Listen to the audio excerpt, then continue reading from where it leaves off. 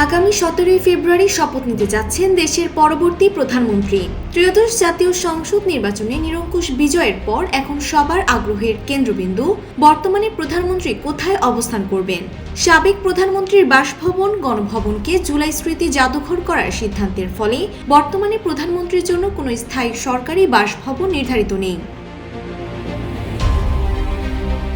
যমুনা নাকি গুলশান, নবনির্বাচিত প্রধানমন্ত্রী তারেক রহমানের সম্ভাব্য বাসভবন নিয়ে চলছে নানা সমীকরণ।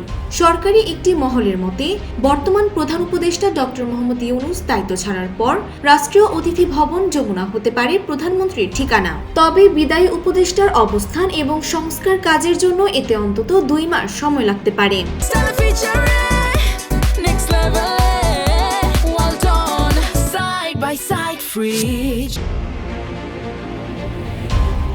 অন্যদিকে ব্যক্তিগত পছন্দ ও আবেগের জায়গা থেকে আলোচনায় আছে গুলশানের ফিরোজা কিংবা বর্তমানে তিনি যেখানে অবস্থান করছেন সেই 196 নম্বর বাড়িটি।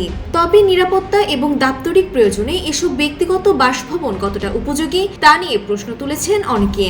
বিশেষ করে প্রধানমন্ত্রী নিরাপত্তা বাহিনী এবং সংশ্লিষ্ট কর্মকর্তাদের আবাসন ব্যবস্থা নিশ্চিত করা একটি বড় চ্যালেঞ্জ।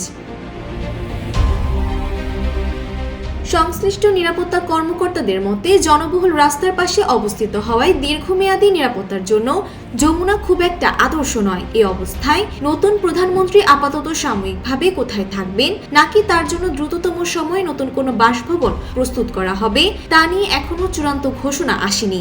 শেষ পর্যন্ত এসএসএফ এর পরামর্শ এবং নবনির্বাচিত প্রধানমন্ত্রীর ব্যক্তিগত সিদ্ধান্তের উপর নির্ভর করছে আগামীর প্রধানমন্ত্রীর বাসভবন।